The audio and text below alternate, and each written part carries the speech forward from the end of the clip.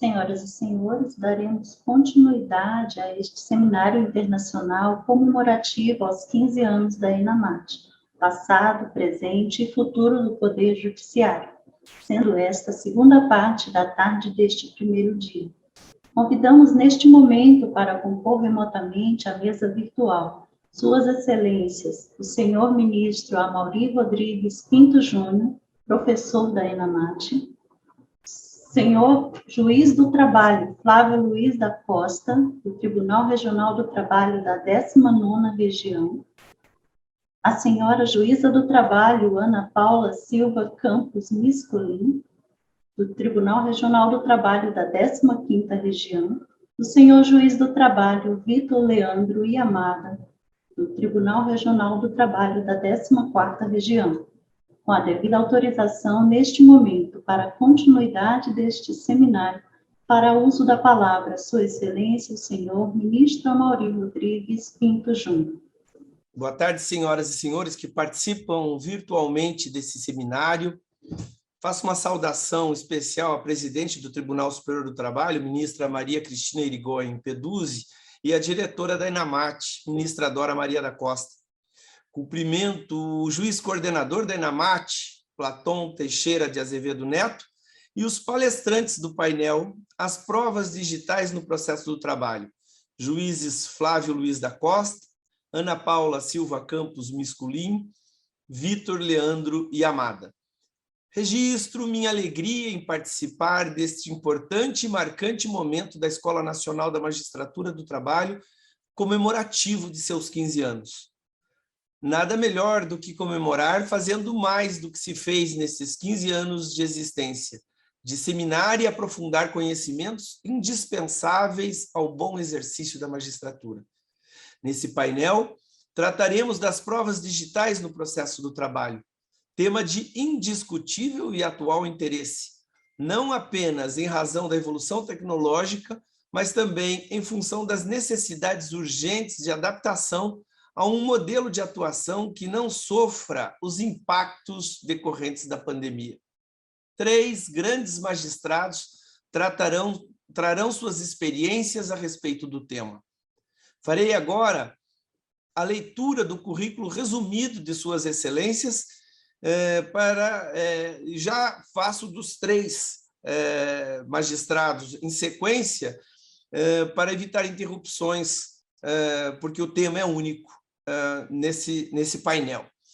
Primeiro, o juiz Flávio Luiz da Costa é juiz do trabalho do Tribunal Regional do Trabalho da 19ª Região, doutor em Direito pela Universidade Autônoma de Lisboa, mestre em Direito pela Universidade Federal do Pará, especialista em Direito Processual Civil e Trabalhista pela Universidade Estácio de Sá, graduado em Direito pelo Centro de Estudos Superiores de Maceió, professor adjunto da Faculdade de Direito da Universidade Federal do Alagoas, coordenador do Núcleo de Prática Jurídica e professor orientador do Escritório Modelo de Assistência Jurídica da Faculdade de Direito da mesma Universidade de Alagoas, professor do curso de Direito do Centro Universitário Tiradentes.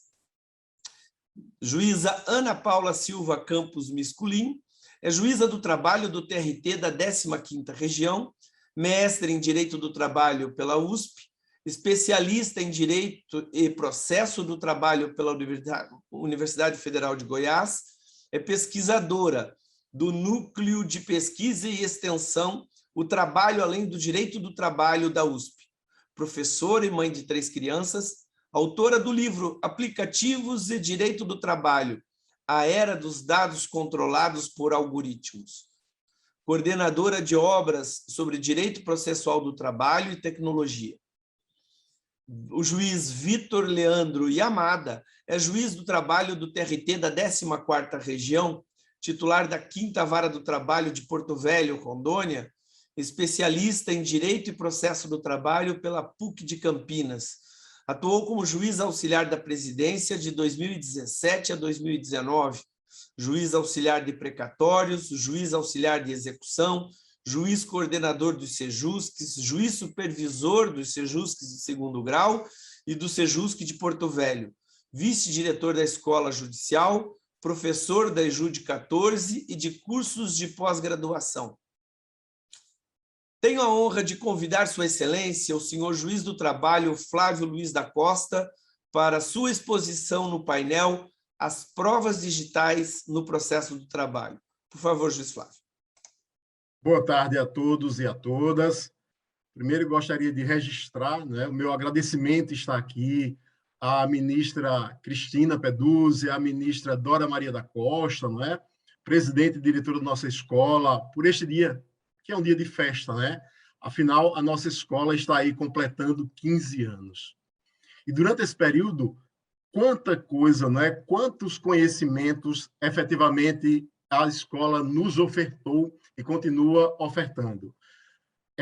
Cumprimentar também o excelentíssimo ministro Amaury Rodrigues, que eu conheço desde outras épocas de escola. Cumprimentar os meus colegas de painel, a Ana Paula e o Vitor e a Amada. Parabenizar o professor Frederico, né, que fez uma brilhante palestra há poucos instantes, mostrando que este é um tema que não é só caro, efetivamente, a gente aqui no Brasil. Não é? Outros países também estão da mesma forma iniciando, discutindo, trazendo essa importância que nos é trazida a partir desse novo momento que estamos vivenciando literalmente. Né? E para começar, e eu digo, já adianto, né, ministro Amaury, o que nós vamos trazer hoje, eu, o Vitor e a Ana, é um mero átomo do que significa toda esta cadeia de moléculas que virá aí a partir das provas digitais no processo de trabalho. Né? Nós estamos ainda ali num átomo, iniciando, trazendo tudo isso. E a gente não poderia deixar de iniciar essa minha fala sem que nós, num primeiro momento, consigamos pensar de tudo o que aconteceu, de qual mudança ou quais mudanças nós tivemos nesse tempo, né? Desde um primeiro momento, pensado aquele trabalho como uma forma de cooperação, vivenciando o início de uma indústria chamada de indústria 1.0, onde lá nós tínhamos mecanização, máquina a vapor, terra mecânica, carvão vegetal, carvão mineral, aquelas primeiras descobertas que acabam trazendo e sendo importantes, principalmente para nós que estamos no direito do trabalho, para que posteriormente nós tivéssemos essa criação de um direito do trabalho. E o tempo, é claro, o tempo não para, né? Todo o tempo nós estamos vivenciando, estamos trazendo novas novidades. E aí nós vamos chegar a uma revolução 2.0, com novas descobertas, com a energia, deixando de ser uma energia gerada a vapor, e agora uma energia elétrica, né, que vai poder nos impulsionar com uma linha de produção, com motor de combustão, com o papel do petróleo vivenciado. Se bem que nós começamos, e eu estou falando de eras ou de pontos que marcam uma revolução, mas se nós hoje formos no Brasil, em determinados lugares, a gente vai ver que a segunda revolução industrial, que diz que é marcada pela energia elétrica, em algumas residências no Brasil, nós ainda não temos energia elétrica nessa casa. Então, para a gente ver como acontecem as revoluções, mas muitas vezes como algumas pessoas estão fora, dentro destas revoluções. E aí, quando nós chegamos lá próximo da década de 50, nós vamos ter uma importante mudança no cenário. Não é? Por quê? Porque nós vamos ter o Alan Turing, que ele vai ter uma criação, vai nos deixar um legado daquilo que viria posteriormente ser considerado um computador como nós conhecemos hoje. E essa alteração vai permitir que nós tenhamos novos métodos de trabalho, novas formas, vai permitir que chegamos a uma automação, a uma robótica, a uma mudança na eletrônica, a uma computação, a criação da internet, gerando uma revolução ou uma nova indústria 3.0. Mas vejam, senhoras e senhores, e é claro que em cada época, quando a gente passa a pensar, a imaginar estes cenários, eles são caracterizados por situações, por criações, por inovações diferentes. Algumas, como eu falei para vocês, que vão demorar muitas décadas, alguns séculos, para que tenhamos ou para que chegamos a essas revoluções. Interessante, as estatísticas elas mostram que, por exemplo, para que eu tivesse 100 milhões de usuários com telefone, isso levou 75 anos. Olha só, 75 anos para que eu tivesse 100 milhões de pessoas com o telefone. Mas, quando é criado o Instagram, nós vamos levar 2 anos para que esse mesmo número de pessoas, 100 milhões, atinjam o Instagram. Veja como nós vamos passar por um processo de uma velocidade muito grande dentro deste período. Por quê? Porque quando é anunciado a criação de um jogo, do Pokémon GO, e quando ele é efetivamente lançado, dentro de um mês, 30 dias, nós vamos ter 100 milhões de usuários. Essas mudanças, essas alterações que nós vamos passar, e se nós verificarmos assim, o que nós chamamos de uma revolução 3.0 para uma revolução 4.0, eu tenho uma velocidade bem maior, eu tenho uma velocidade bem mais rápida, não é? Porque agora, e se nós voltássemos a algumas décadas e nós disséssemos que nós iríamos ter óculos inteligentes, que nós teríamos geladeiras que basicamente vão dizer, vão nos trazer, vão nos dar aviso, portas que não precisam efetivamente eu estar lá com a chave, ou outras situações, iriam pensar, vocês são ilusionistas, ou que nós estaríamos lá na década de 60, não é? E aí talvez alguns dos senhores e das senhoras tenham assistido a família Jetson, lá da Hanna-Barbera, não é? Com toda essa questão pensada e talvez tão futurista que ainda sequer chegou aqui demarcando esse novo tempo que nós estamos vivenciando, que é a Revolução 4.0 ou a Indústria 4.0, né? A época da internet das coisas, do Big Data, da inteligência artificial, das máquinas que passam a aprender.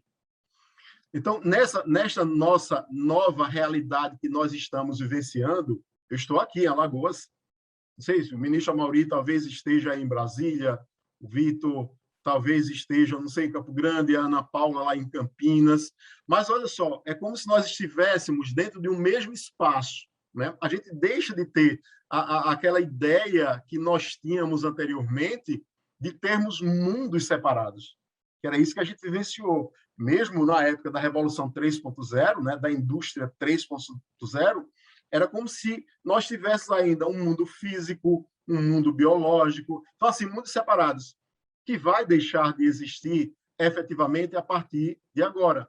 O meu telefone celular é físico, mas eu tenho lá a internet, que vai permitir que haja a minha geolocalização, vai saber exatamente em qual ponto eu vou estar, e, ao mesmo tempo, esse mesmo meu celular, ele vai dizer quanto eu andei, como é que anda a minha pressão, meu batimento cardíaco, veja só.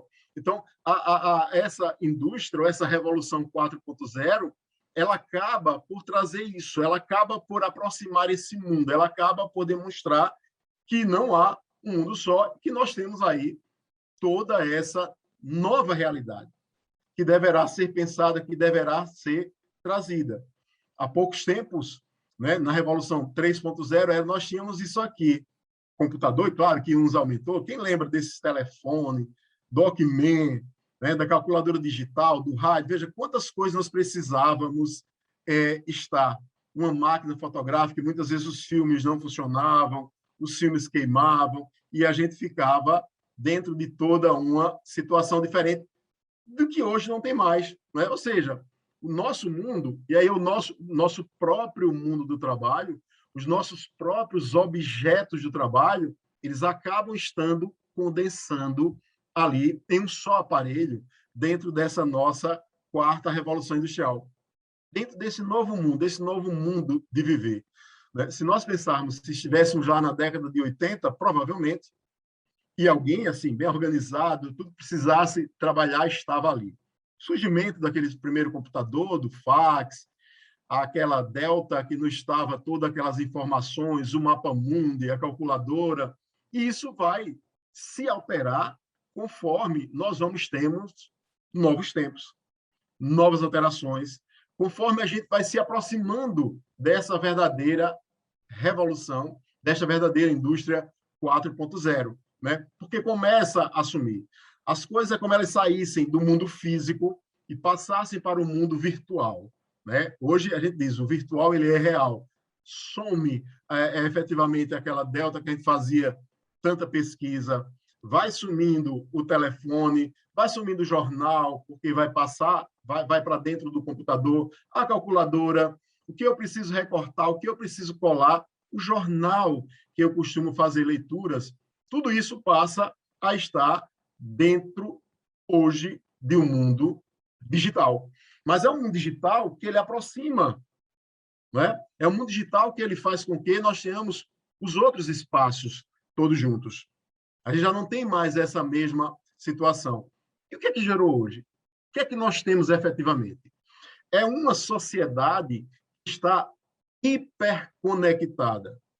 Se nós formos para qualquer lugar, seja quando estivermos aí efetivamente numa fila de cinema, seja quando há encontro de garotos da escola da mesma idade, tudo mudou, não é? É um outro panorama, é um outro patamar, é outra discussão que passa a haver quando nós estamos dentro dessa nova sociedade, dentro dessa nova hiperconectividade. E até a pirâmide de necessidades ela alterou, né? Nós, quando tínhamos aquela pirâmide de Maslow, a gente sempre estava assim, o que é que estava na nossa base da pirâmide, né? Era aquela nossa questão fisiológica, senão nós não conseguiríamos sobreviver. Respirar, comer, não é? Beber, dormir, é o que estava ali anteriormente na nossa base da nossa pirâmide, né? E aí a gente iria subindo emprego, saúde, sociais, estima, autorrealização. Hoje, a gente está, primeira preocupação, tem Wi-Fi, né? Então, parece que você começa a criar novas bases ali para a pirâmide. Você chega e logo vai estar perguntando. Chega no restaurante, chega no cinema, chega no trabalho, no tribunal, em qualquer lugar, a pergunta é, tem Wi-Fi? Né? Mesmo quando vamos fazer um voo ou uma viagem, essa é uma pergunta. E surge, claro, e você já pergunta, vai à casa de alguém, antes de conversar, às vezes, a tratar, a tomar aquele café, pergunta logo, qual é a senha do Wi-Fi? Pode me fornecer a senha do Wi-Fi? E a preocupação, ainda surge mais uma outra, não é? E a minha bateria? E a preocupação com a bateria do celular? Quando não raro, você passa já a pleitear, a pedir o carregador de alguém. Bom, colegas, essa alteração, esse novo mundo que nos é aí trazido, é claro que ele vai passar, ele passa e ele já tem um grande impacto dentro das nossas vidas. Não sei se vocês já começaram a pensar, a analisar o que o algoritmo faz com a nossa rede social. Por exemplo, nós estamos aqui, pelo menos neste painel, eu vejo a Mauri, o Vitor, o ministro Mauri, o Vitor, a Gislaine. Se nós abríssemos a cada um o nosso Facebook, vocês iam mostrar, nós poderíamos fazer isso ao vivo, que ele iria mostrar cada uma realidade. Não é? Por quê? Porque o algoritmo ele passa a nos mostrar o conteúdo de acordo com o que eu faço, com o que eu pesquiso, o lugar onde eu ando, o que é que eu estou, qual é a minha trajetória. Né? Vejam, a diversidade do mundo ela passa a ser diferente, conforme cada um vai estar. Né? Eu tenho hoje essa questão trazida pela inteligência artificial, e a gente sabe, né? Nós não podemos não ter consciência de que há um preço por essa comodidade, há um preço por eu fazer pesquisas dentro de uma rede, há um preço por eu entrar no Google e fazer uma rede, e fazer uma pesquisa, há um preço quando eu entro dentro do site, e a gente sabe que o preço sou eu, né? O preço é você. Esta frase, salvo o melhor juízo, foi dita pelo professor Fabrício Paturi. Né? Depois o Vitor e a Ana podem me corrigir se não foi ele que nos disse. E se você não está pagando por um serviço na web, então você é o produto. Né? Os nossos dados, eles valem uma nova moeda, né? Como se fossem hoje o novo petróleo, são os nossos dados. Por isso que ele vai nos trazendo. A gente vai deixando, então, uma pegada, né? Nós vamos deixando uma pegada digital conforme nós estamos aqui inseridos dentro deste contexto, inseridos dentro deste mundo digital, tá? E olha só, o mundo digital, quando ele vem, a revolução 4.0, é claro que ela vai trazer diversas alterações, e também no mundo do trabalho, por isso que é uma revolução. Hoje nós temos carros sem motoristas, aí, testes em alguns países, mostrando, discutindo, mesmo aqui nós já temos carros que estacionam sozinhos, que verificam, que nos dá alerta, que diz até se você está tirando a visão da estrada. E quando eu tenho um carro que anda sozinho, quando eu tenho essa substituição dessa mão de obra, eu tenho um impacto disso trazido aí pela quarta revolução industrial. Eu tenho robôs que fazem entrega, né? Tem uma universidade mostrando que a lanchonete ela leva o lanche para cada um dos alunos através de um robô. Nós estamos vivendo a época da internet das coisas, né? A propaganda já de que você não precisa lá em Israel levar roupa, porque você tem lá uma impressão 3D que tira as suas medidas e faz a roupa conforme você quer, já ajustada para você. Você já pode viajar efetivamente sem levar uma roupa, né? Para diminuir. Você não precisa mais levar efetivamente uma mala, porque tudo vai estar ali, tudo trazido por esta quarta revolução industrial. Então, essa quarta revolução industrial, ela já chegou, e claro, poderíamos trazer tantos outros exemplos lá no meio ambiente do trabalho. E também chegou nas nossas casas, né? Chegou nas nossas vidas. Quem nunca se relacionou com um Bolt, né? Quem nunca se relacionou com um desses robôs das empresas? A Magalu, por exemplo, né? As pessoas se relacionam, há um histórico dela até contando que até ela é paquerada, não é? Então, você para vermos essa época, os nossos smartphones, né? Que nos diz tudo, que nos mostram, que nos controla basicamente. Então, essa é uma realidade que a gente não pode deixar de esquecer. E também chegou ao nosso poder judiciário, né? Hoje também nós temos uma realidade que nos foi trazida, e até que foi uma realidade de certa forma.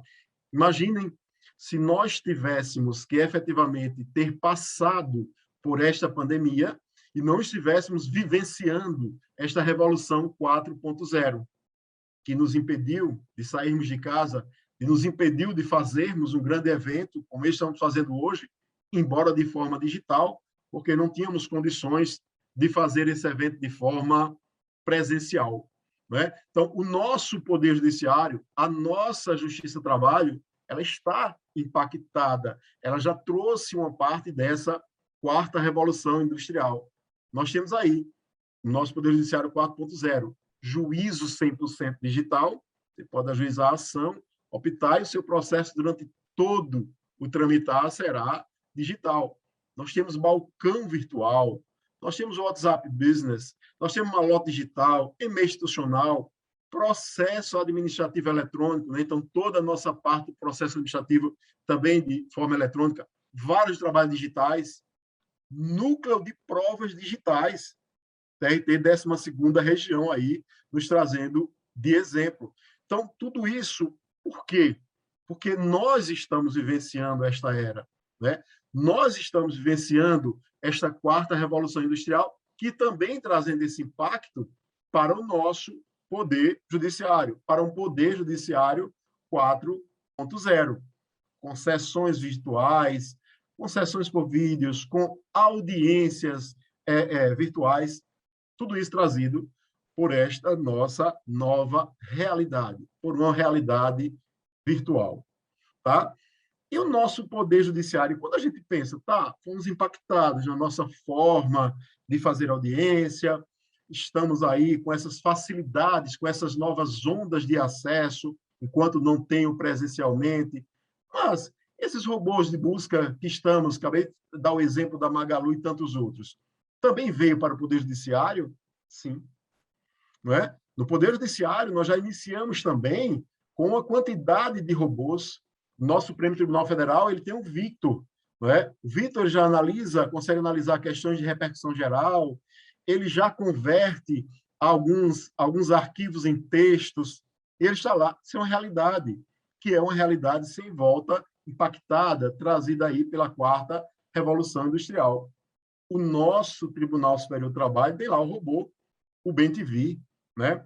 O BEM-TV que analisa a tempestividade, ajuda, né? Traz ali a indexação de jurisprudência para o Tribunal Superior do Trabalho, analisa alguns votos, é capaz de fazer leituras de votos, que é bem seguida de perto pelo Sócrates, lá, que é o robô do Superior Tribunal de Justiça, que também tem um papel importante para analisar, para fazer leituras e fazer sugestões até de votos lá no STJ. E na Justiça Estadual, nós também temos, né, alguns exemplos, como TJ Minas Gerais, que tem o radar.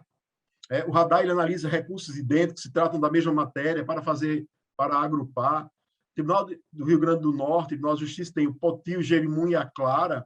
Eles trabalham toda a parte de execução fiscal, a parte de penhora, eles conseguem ver, assim, também fantástico.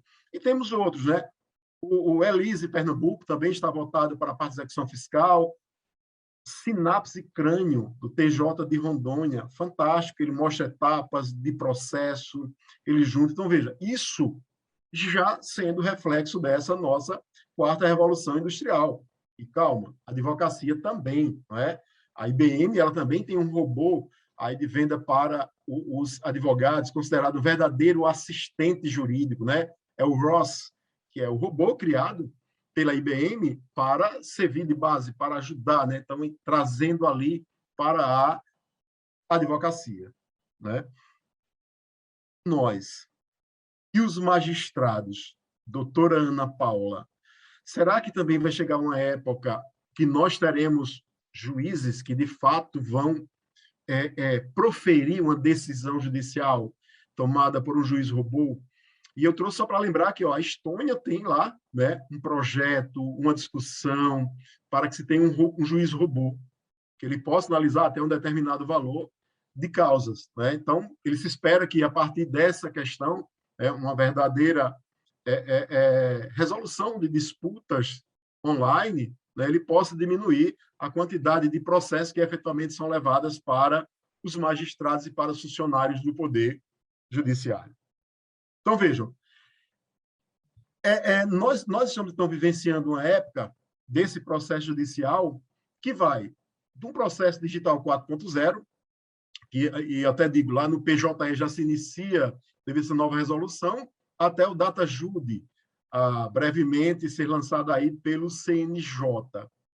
E será que o que nós aprendemos, será que deverá ser reformatado ou não? Né? Será que deveremos passar por um processo de reformulação do que aprendemos até hoje? Por quê? Porque a inteligência artificial, ela está aí. A inteligência artificial, ela está dentro desse campo. Um processo que é utilizado de meios tecnológicos, digitais, telemáticos, de interceptação de sinais, com a finalidade de quê? De se colherem dados, de trazerem dados, de mostrar, de fazer essa nova, eu digo assim, esse novo ponto de partida que nós temos a partir da Revolução 4.0. E esta Revolução 4.0, ela também causa, a gente está impactado nossas audiências, porque já estamos fazendo audiências, sessões de forma telepresenciais. Mas quando a gente pensa na resolução efetivamente do processo, vamos deixar para lá o juiz da Estônia, né? Vamos deixar para lá.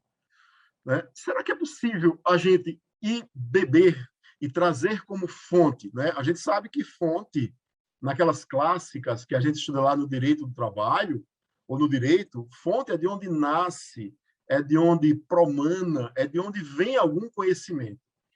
Quando a gente pensa hoje na quarta revolução industrial, no Poder Judiciário 4.0, na inteligência digital, será que nós vamos também poder tomar alguma dessas fontes, algumas dessas pegadas digitais que estão ficando aí? Vejam, nós sabemos que prova, né? E aí é um conceito algo bem simplista, já que tivemos aí uma bela palestra do professor Frederico nos trazendo de prova, a gente sabe. Perguntar a qualquer acadêmico, ele vai nos dizer, prova é qualquer instrumento vocacionado que demonstre a ocorrência ou não de determinado fato, né? Isso é prova. E, classicamente, também, quando nós falamos nos meios probatórios, todos nós, né, lá na escola, nós aprendemos. Olha só, os meios probatórios em relação à prova, a partir de uma relação instrumental, que nós temos é a prova documental, testemunhal e a prova pericial, né? Se nós classificarmos, se nós trouxermos isso daqui, não incluindo lá a inspeção judicial, classicamente, são estes instrumentos que nós utilizamos para falar de meios probatórios. Só que agora, o que nós temos efetivamente? Nós temos as pegadas digitais. E isso vai fazer com que surja uma nova adjetivação daquilo que eu aprendi de prova, né? Porque se nós estamos vivenciando, se há um meio digital, é normal que a gente passe a ter agora uma chamada prova digital. Que a gente pode compreender essa prova digital a partir de dois ângulos, né? Primeiro, um primeiro ângulo, se eu imaginar que um fato possa ser demonstrado quando ocorrido nos meios digitais, né? Ou seja, um fato que tenha como suporte a utilização de um meio digital. Quando eu envio um e-mail, quando eu troco uma mensagem por aplicativos, quando eu tenho um vídeo na internet. Vejam, é a demonstração de um fato que é ocorrido no meio digital. Mas a prova digital também, ela pode ser tomada por outro ângulo. Aquele em que o fato não tem ocorrido em meio digital, né? Você não está. Mas você poderá demonstrar a ocorrência daquele fato através de meios digitais. Só para a gente lembrar, eu posso ir até um cartório e fazer uma ata notarial lavrada por um tabelião de um fato ocorrido em meio digital. Isso não deixa de ser, não deixa de nos trazer uma prova digital. Ou quando você tem algum monitoramento devidamente autorizado pelo Poder Judiciário, né? Aquele fato em si, ele não ocorreu em meio digital, mas a sua demonstração passou a ocorrer através de meios digitais. E nesse meio digital, nós sempre vamos trabalhar ou com o homem, né? E aí é a inteligência humana, e o homem deixa rastros, e o homem vai em páginas da internet, e o homem vai em redes sociais, ou a gente diz uma inteligência eletrônica, através de quê? Dos equipamentos. A gente também vai analisar, vai trazer, hoje em dia já nos trazem inteligência de sinais, inteligência de imagens, inteligência de dados que são surgidos a partir desse nosso contexto. Então, olha só, vejam, quando nós vamos andando, né, dentro de forma digital, quantas questões podem ser coletadas, né? Quanto a gente vai deixando? Os nossos dados pessoais, né? Nossos documentos, nosso endereço, nosso telefone, nosso cartão de crédito, os nossos dados biométricos, os nossos hábitos de vida, os nossos hábitos de consumo, a nossa geolocalização. Cada ponto que a gente parte, você consegue efetivamente saber aquela geolocalização. A análise para extrair os metadados daquele determinado arquivo. Essa foto, quando foi tirada? Que ano foi tirada? Onde estava? Tudo isso a gente consegue hoje, a partir, efetivamente, trazendo como fontes aqui esses nossos atos que nós estamos deixando. Além do que os nossos próprios relacionamentos passam a ser digitais e as nossas opções trazidas aí. Então, vejam, nós temos N fontes hoje que a gente pode pensar de provas digitais. Nosso computador pessoal deixa N fontes. Nossos servidores que vamos trazendo, os nossos dispositivos periféricos, impressoras, secretária eletrônica, tablets, os nossos aparelhos de telefonia móvel, celular, smartphone, as câmeras, as filmadoras, os circuitos de TV, as câmeras de monitoramento, os consoles de videogame, né? PlayStation, Xbox, Nintendo, os assistentes pessoais digitais, Alexa, Siri, Cortana, tantos outros que vão deixando aí, que vão fazer esse registro dessas fontes por onde vamos passando. As redes sociais, né? Uma infinidade de fontes de provas digitais, Facebook, Instagram, Twitter, TikTok, a computação em nuvem, né? O nosso Google Drive, o nosso OneDrive, a Mega, quantas situações, as plataformas, às vezes você pensa que não, plataforma de streaming de música, de vídeos, os provedores de conexão da internet, de videoconferência, os aplicativos de mensageria, né? Os aplicativos de geolocalização, de transporte, de entrega, de hospedagem, veja, quantas situações nós vamos produzindo dentro do nosso dia a dia. Tá? Isso faz com que nós tenhamos, hoje, dois tipos de fontes, quando nós falamos de fontes digitais. Há aquelas chamadas de fontes abertas, né? Vejam, por que são fontes abertas? Porque elas estão disponíveis ao público. Não há uma espécie de restrição ao seu acesso. É aquilo que a gente diz. Nós vamos, ministro Amaury, evadindo nossas informações, né? Nós vamos deixando as nossas informações que podem ser acessadas indistintamente, sem necessidade de cadastro, sem necessidade de senha, sem necessidade de autorização prévia, não é? Desde quando você entra para fazer uma leitura de um jornal, questões de comunicação, georreferenciamento, aquilo que está dentro do domínio público ou da web, quando utilizamos motores de busca, né, de pesquisas, de redes sociais, são fontes abertas, né? Acho que a gente denomina. Eu posso coletar aquela prova a partir de uma fonte aberta. Mas eu também posso coletar essa prova a partir de fontes fechadas. E agora aqui há uma diferença, né? As fontes fechadas, elas têm, de alguma forma, uma proteção. Elas estão protegidas de alguma forma. Por quê? Agora elas precisam de uma senha, elas precisam de alguma informação que você não contém, ou, não raro, e muitas vezes vamos ter isso, uma autorização prévia para que o interessado possa ter acesso àqueles dados ou aquelas informações nele contidas. Tá? Então, as fontes fechadas é porque elas necessitam de uma operação de busca para a sua obtenção. Não estão ali, não são aqueles chamados dados evadidos, né? Os dados evadidos, eles estão lá nas fontes abertas, e aí vai diferenciar, porque nas fontes fechadas eu preciso efetivamente, muitas vezes, de ter uma senha, de possuir um certificado digital, ou às vezes estar credenciado, ter um credenciamento prévio para que eu vá lá fazer uma pesquisa no Serasa Ajude, eu tenho que estar lá efetivamente. E vejam, e aí quando nós estamos dentro desse painel das provas digitais, hoje vai ser preciso que a gente passe a ter novos conhecimentos. Nós vamos ter que aumentar o nosso leque, né? Por quê? Para que eu discuta uma prova digital no processo, seja como advogado, magistrado, servidor, o acadêmico, a gente vai ter que ter hoje diversos outros conceitos. Tem que saber o que é TCP/IP, P público, P privado, Wi-Fi, modem discado. Só alguns exemplos que eu estou dando para vocês, que não há tempo, como eu disse, isso é um átomo, não é? Dessa grande reação que nós estamos vivenciando. Geolocalização, estação rádio base, coordenadas geográficas, azimuth, backup, provedores, DNS, URL, saber como funciona o TikTok, como será que está ali quando alguém foi no Snapchat, o que é que ele deixou ali de rastro digital?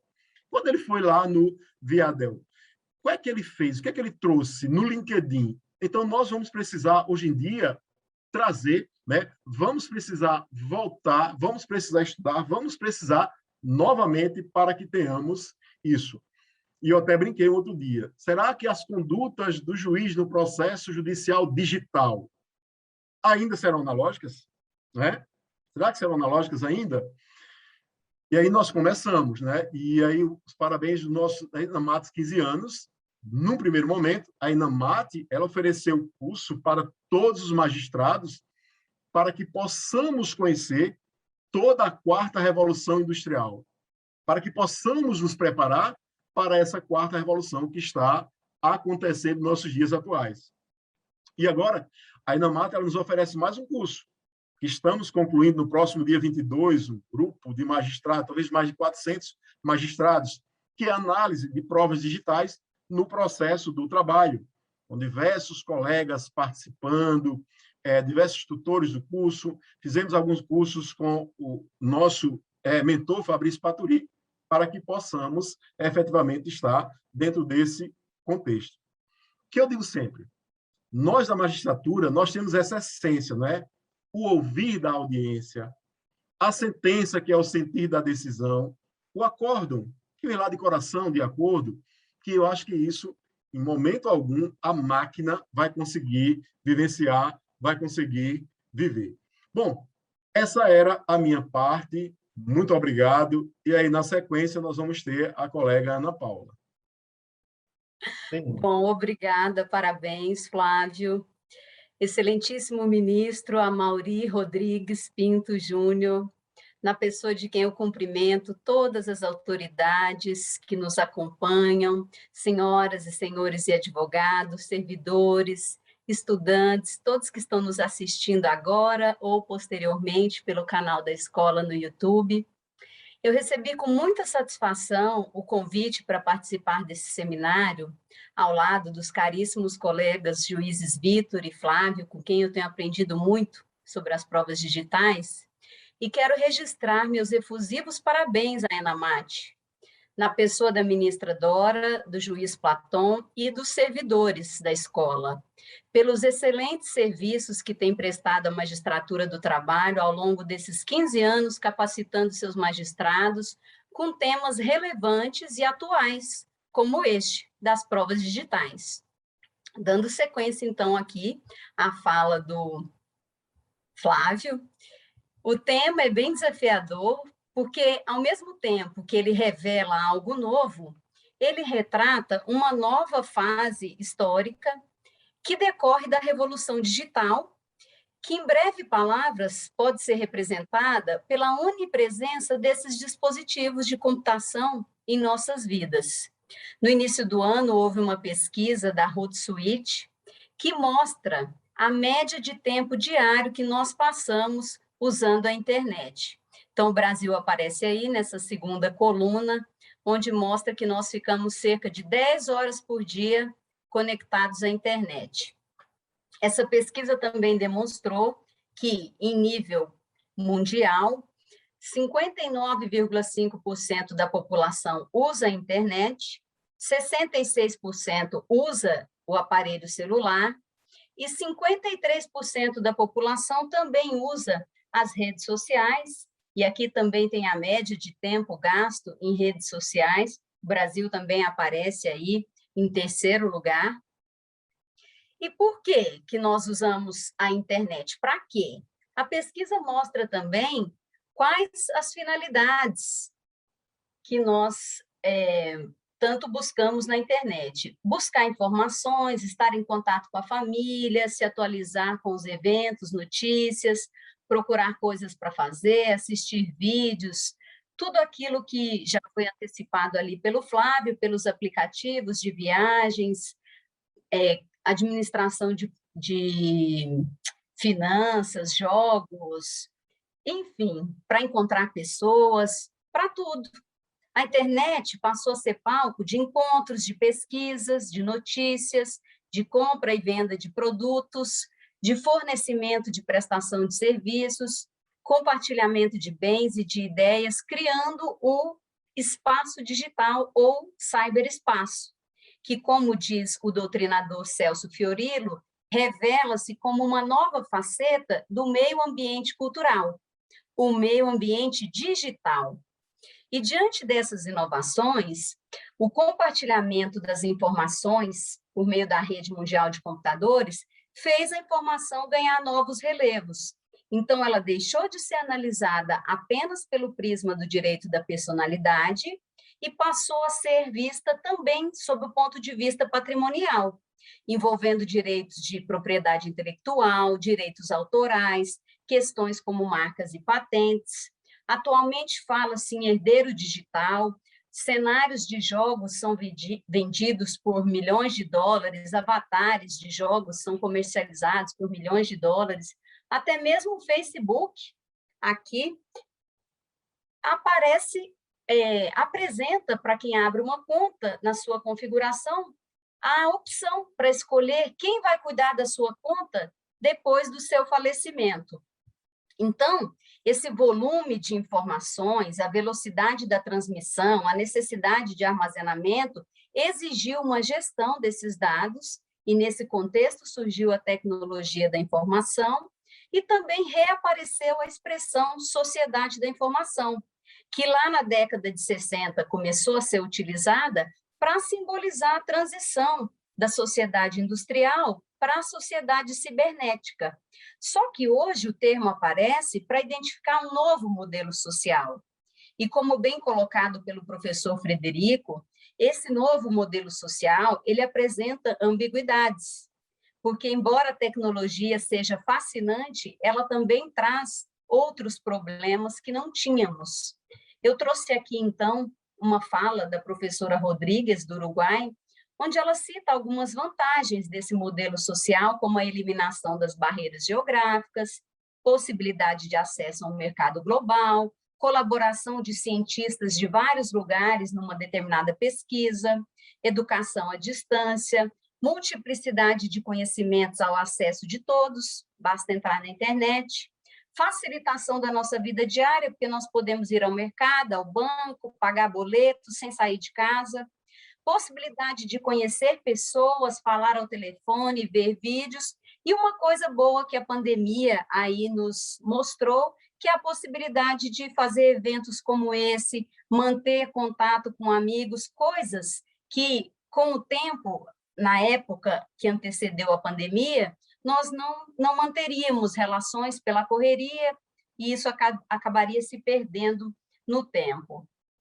Por outro lado, temos as desvantagens desse nosso modelo, a necessidade de possuir recursos e conhecimento para acessar a rede, a necessidade de ter conhecimento e espírito crítico para analisar a informação, isolamento, deterioração das relações sociais presenciais, perigo da poluição de informação, vícios por ferramentas eletrônicas, risco à privacidade, violação de propriedade intelectual, fraudes e delitos informáticos em geral. Em resumo, passamos, colegas, a contar com novos problemas. Exemplo disso são os frequentes golpes que temos nos deparado a todo momento com clonagem de WhatsApp ou clonagem de foto com outro número, solicitando que contatos e familiares enviem dinheiro. E por que nós caímos nesses golpes? Por desatenção? Por desconhecimento? Ou por ambos? Será que todos sabem fazer a chamada dupla autenticação? Quem já teve a sensação de que o celular estava captando as nossas conversas?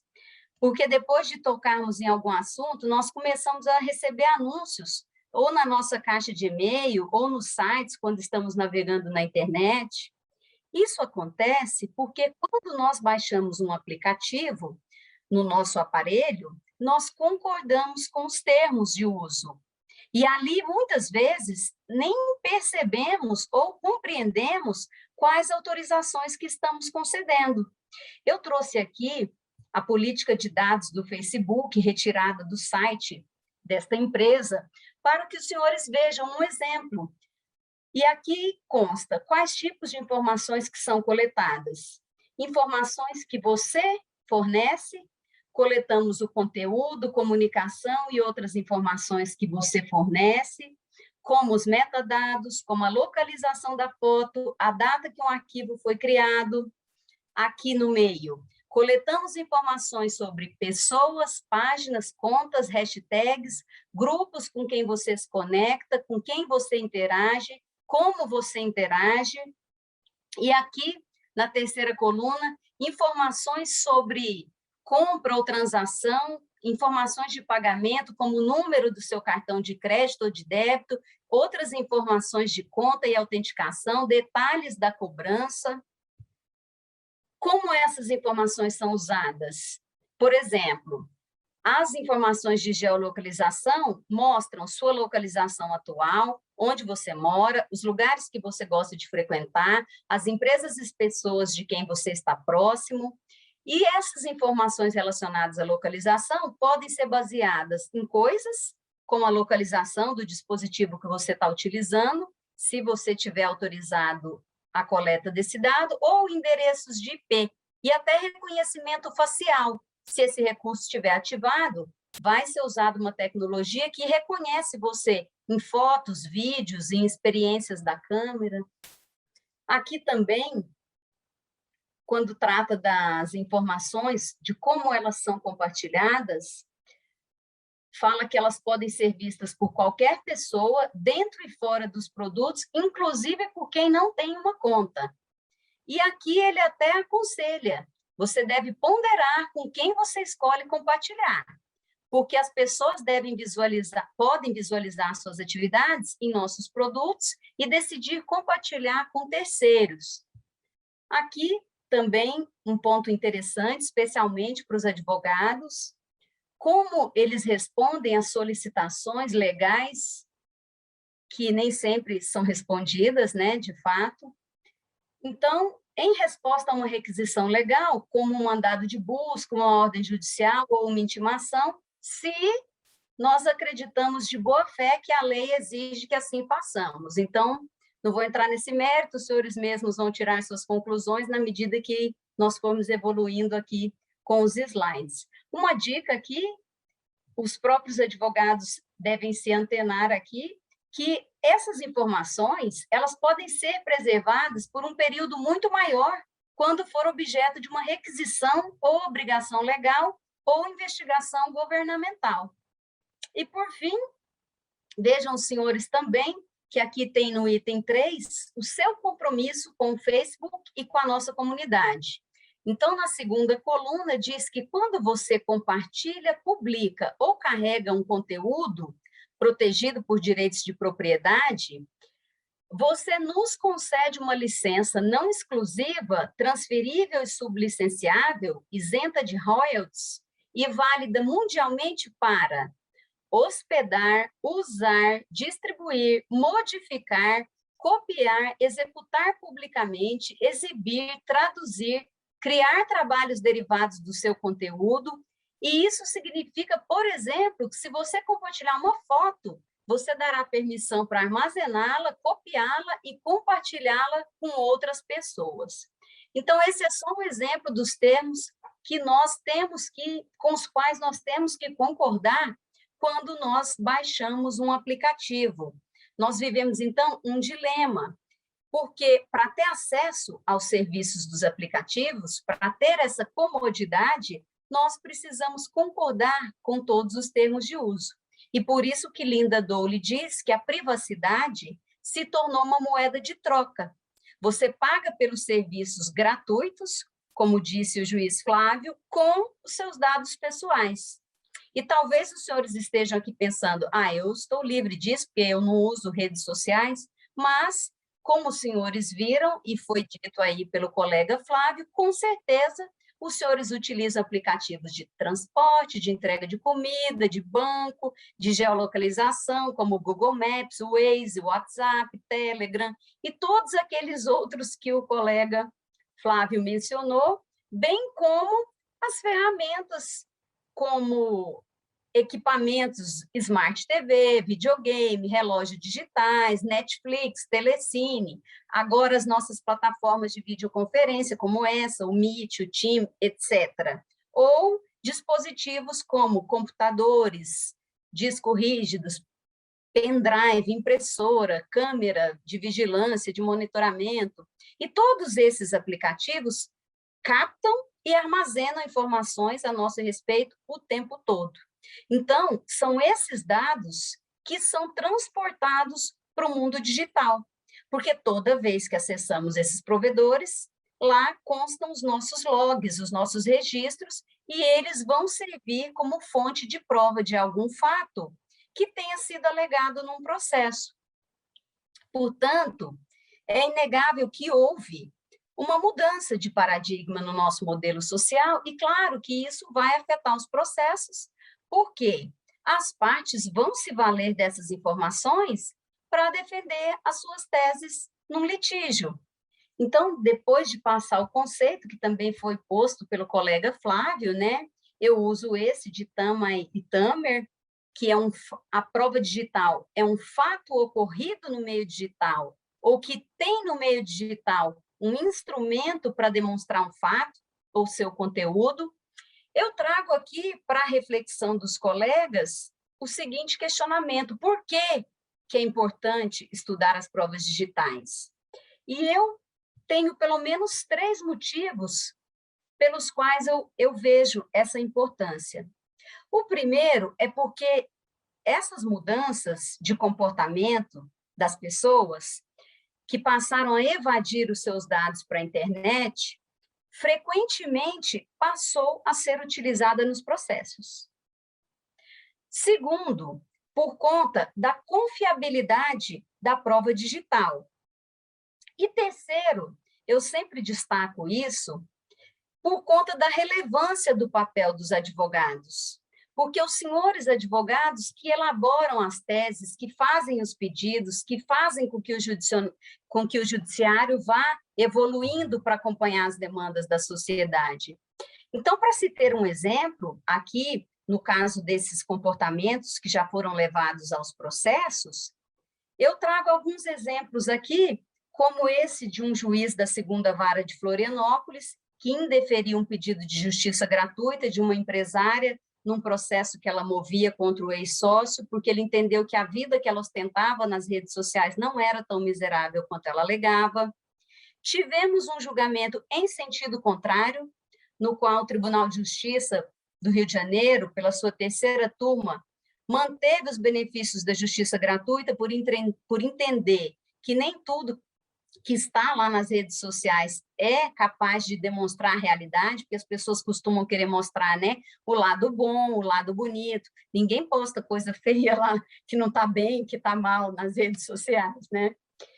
Também o Tribunal de Justiça do Estado de São Paulo tem precedentes no sentido de manter condenações por indenização por danos morais em razão de ofensas praticadas em redes sociais, utilizando as provas extraídas de redes sociais para formar o seu convencimento, pedidos de revisões de pensões alimentícias que foram majoradas em razão da condição que o alimentante demonstrava nas redes sociais, e outras como essa recente da nossa colega da 2ª Vara de Itapecerica da Serra, onde, num processo de execução, ela incluiu uma empresa no polo passivo, entendendo que essa empresa formava grupo econômico com as demais, utilizando a ferramenta Wayback Machine como meio de prova. Quanto à questão da confiabilidade, as provas digitais também estão ganhando importância porque a semelhança do que acontece com uma prova documental pré-constituída, ela apresenta maior confiabilidade, por exemplo, que uma prova testemunhal. Porque a prova testemunhal pode ser influenciada por falhas de memória, por algum esquecimento, talvez até por uma parcialidade. Podemos estar 2 pessoas no mesmo ambiente, eu estou olhando para cá, o fulano está olhando para cá, e vamos ter uma visão ali diferente do mesmo fato, o que não acontece numa prova digital. Agora, é claro que, do mesmo modo que uma prova documental pode ser contestada, nem sempre o conteúdo dela vai retratar a realidade, porque o papel aceita tudo, a prova digital é da mesma forma. Ela também precisa satisfazer requisitos legais e requisitos técnicos, que nós vamos ver, para que ela seja considerada válida. Então, o juiz é o destinatário da prova, mas o terceiro ponto que eu elenco quanto à relevância do papel do advogado é que ele deve ser o primeiro juiz da causa. Então, ele precisa saber quais são as provas que ele tem para construir a sua tese, tanto na petição inicial como na defesa, Porque, diferentemente do que acontece, por exemplo, num pedido de adicional de insalubridade, em que a parte não sabe, não tem conhecimento técnico para saber se há ou não a presença de um agente insalubre, aqui a parte sabe. Então, ela precisa analisar qual é a sua estratégia, qual é a prova que ela vai utilizar, porque, a depender do que ela afirmar, além de sofrer as consequências processuais do ônus da prova, que podem lhe ser desfavoráveis, ela ainda pode ser considerada litigante de má-fé. Então, para conduzir esse processo que vai desde a obtenção da prova nas fontes abertas ou fechadas, até a sua análise ou a sua contestação, até a valoração da prova, tanto os advogados como os juízes precisam saber aspectos técnicos dessa prova. Então, esses detalhes colocados pelo Flávio, como eu descubro o meu endereço de IP, como eu descubro quem é o responsável por um site, quem que é o hospedeiro do site, qual é o provedor do e-mail, como eu descubro o IP de um site, os aplicativos que armazenam geolocalização e se ela é feita pela estação rádio base, pelo satélite, pelo Bluetooth, pelo Wi-Fi, os metadados, né, das fotografias, como programas como Pictomaps, Photo Forensics, que vão fornecer todos aqueles dados que o Flávio já nos trouxe, eu não vou repetir, não sabia que você ia falar isso, Flávio, me desculpe. Como podemos exportar uma conversa de WhatsApp? Acredito que não tem uma pessoa aqui que nunca viu um print de tela de WhatsApp num processo. Como nós vamos contestar? Como nós vamos impugnar? É tão simples fazer a exportação das conversas de WhatsApp e eu mesma não sabia desse detalhe antes de ter feito os cursos que a Enamat proporcionou para nós. Além disso, como que se pede esses dados? Para quem que pede? Como que pede? Esse é outro ponto. Então, como vou pedir? Por quanto tempo essas empresas vão conservar esses dados?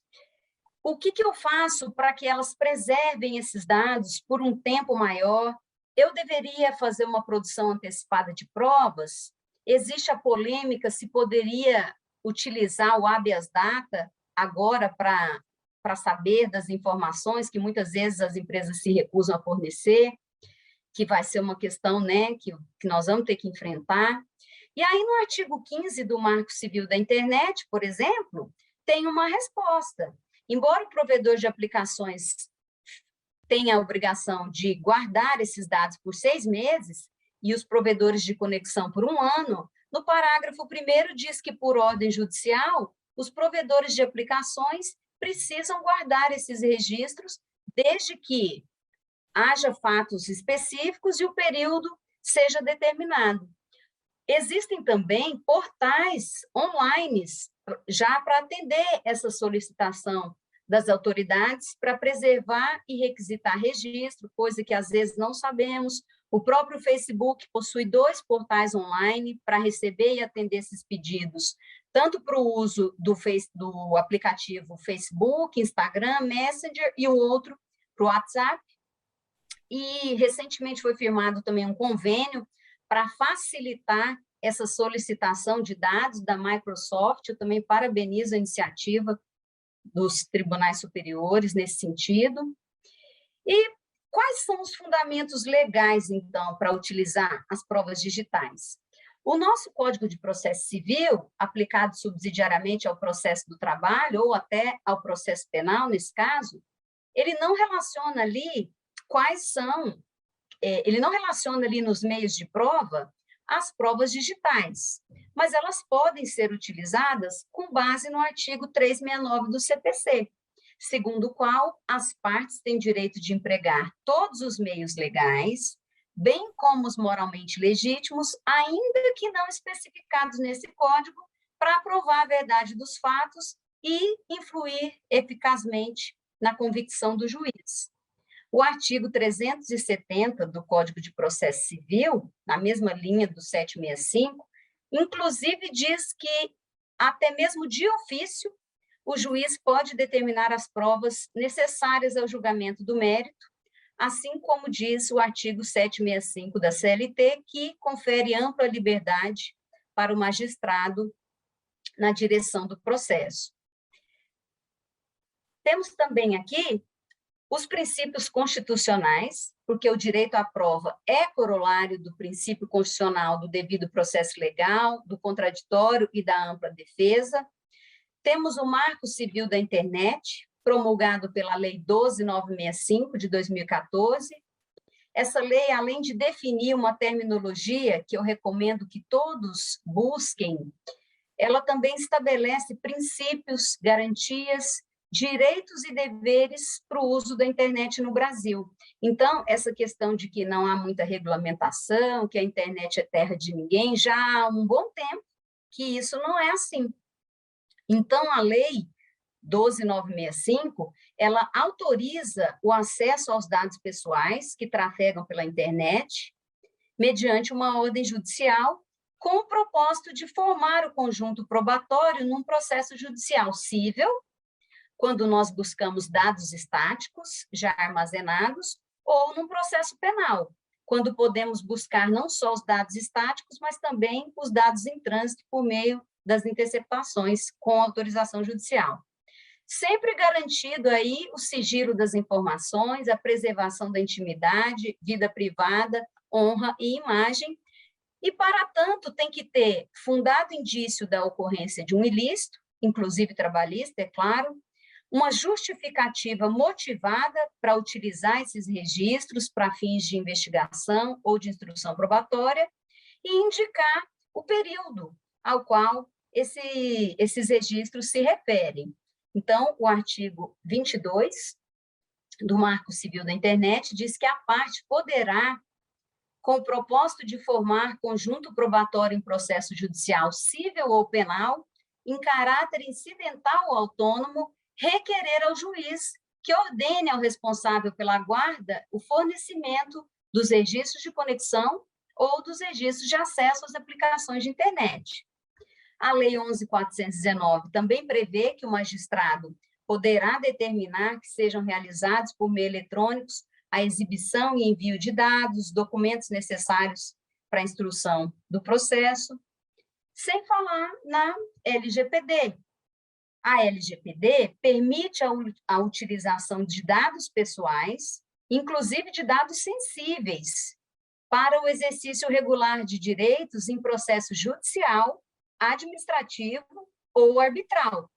Então, aqui eu cito pelo menos 3 hipóteses. O artigo 7º prevê que o tratamento de dados pessoais somente pode ser realizado para o exercício regular de direitos, em processo judicial, administrativo ou arbitral, e o 11, que o tratamento de dados pessoais sensíveis pode ocorrer quando não há o fornecimento do consentimento do titular, se isso for indispensável para o exercício regular de direito, inclusive em contato e em processo judicial, administrativo e arbitral. O artigo 23, quando trata também dos órgãos públicos, fala que o tratamento de dados pelas pessoas jurídicas de direito público deve ser realizado para o atendimento da sua finalidade pública, na persecução do interesse público, com interesse de executar suas competências legais ou cumprir as atribuições legais do serviço público. Então, vejam, senhores, que em momento algum a lei fala em processo criminal. A lei fala processo judicial, administrativo ou arbitral. Não há essa restrição. Agora, claro que depois que esses dados são coletados e estão em posse do Poder Judiciário, eles não podem ser administrados sem as devidas cautelas previstas aí no ordenamento, na LGPD, na própria Lei de Acesso à Informação, que também traz lá as responsabilidades e os cuidados que os órgãos públicos devem ter, para que não haja vazamentos, para que não se comprometa a tramitação regular do processo e não haja nulidade em âmbito recursal. A Lei de Propriedade Industrial, inclusive, também orienta nesse sentido quando o segredo de empresa é revelado num processo. Então, o artigo 206 diz que, na hipótese de serem reveladas em juízo para a defesa do interesse de quaisquer das partes, informações que se caracterizem como confidenciais, sejam segredo de indústria ou de comércio, deverá o juiz determinar que o processo prossiga em segredo de justiça, vedado o uso dessas informações para outras finalidades. Então, é da mesma forma que acontece com uma prova normal. Tem que ter os mesmos cuidados e as mesmas cautelas para que não haja essa infração dos direitos da personalidade. Depois nós temos aqui no Código de Processo Civil, não é demais lembrar, o dever de colaboração. O artigo 378 do CPC é claro ao dizer que ninguém se exime de colaborar com o Poder Judiciário para o descobrimento da verdade. O artigo 380 diz que incumbe ao terceiro informar ao juiz fatos e circunstâncias de que tenha conhecimento e exibir coisa ou documento que esteja em seu poder. Então, eu pergunto aos senhores, de quem são os dados? A empresa pode se recusar a fornecer os dados? Houve uma decisão do STJ a esse respeito, de uma rede social, da qual eu já comentei bastante aqui, que entendeu que a empresa podia, sim, sofrer uma multa, porque ela já estava há mais de 6 meses sem fornecer dados que eram essenciais para a investigação de um crime lá, de pedofilia, e prevaleceu o voto do ministro Ribeiro Dantas, que disse que, além da multa, era possível, no caso de resistência de atender à justiça, bloquear valores pelo Bacen-Jude e fazer inscrição do débito na dívida ativa para convencer da necessidade de se cumprir a ordem judicial. Então, eu trago 2 trechos aqui da decisão. Por derivar do poder geral de cautela, cabe ao magistrado, diante do caso concreto, avaliar qual a melhor medida coativa ao cumprimento da determinação judicial, não havendo impedimento ao emprego do sistema Bacen-Jude. E em relação à questão do terceiro, o acórdão também foi claro, e o ministro também disse que não é exagero lembrar que o Marco Civil da Internet traz a expressa possibilidade de aplicação de multas ao descumpridor de suas normas quanto à guarda e disponibilização dos registros e conteúdos.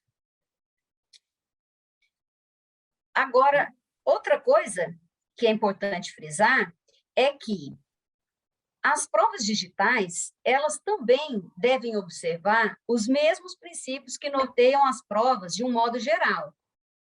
Então, o princípio do contraditório, direito de informação e possibilidade de reação no processo, a ampla defesa, direito de oferecer argumentos e produzir provas, a necessidade, a prova tem que ser necessária para a comprovação dos fatos controvertidos, a utilidade, a prova tem que ser adequada à finalidade pretendida, a unidade, a prova tem que ser analisada em conjunto, a aquisição, uma vez produzida a prova incorporada ao processo, a imediação é o magistrado, é perante o magistrado que se produz a prova sob a sua direção, e a persuasão, que a prova é valorada pelo juiz. Sem falar da questão da vedação da prova ilícita.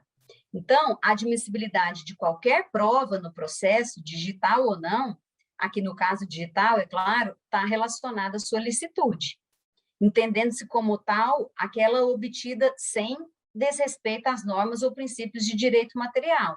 Então, provas produzidas mediante escutas ambientais, interceptação telefônica ou telemática, sem autorização judicial, ou, por exemplo, por meio da invasão de um dispositivo, elas serão consideradas ilícitas e elas não serão admitidas no processo.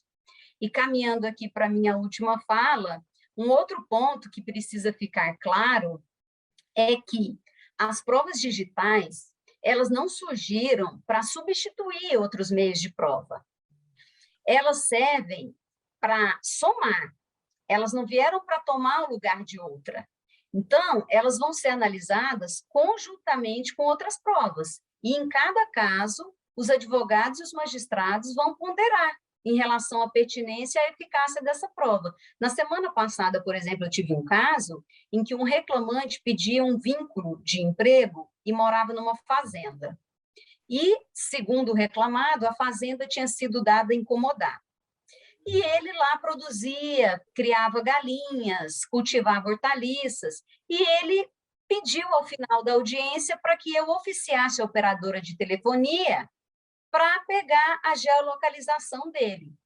Então, eu não sei se no local da propriedade teria uma hebe que localizaria, porque nem sempre a localização é precisa, mas eu entendi que naquele caso não era suficiente fazer essa prova, porque ele tinha confessado que ele trabalhava também na propriedade para ele mesmo, e que aos fins de semana ele trabalhava num outro local. Então, o fato do celular estar na propriedade, naquele caso, não ia ser suficiente para comprovar os requisitos da relação de emprego, que são, né, todos eles, não só habitualidade ou não. Então, nesse sentido, fica aqui a minha gratidão.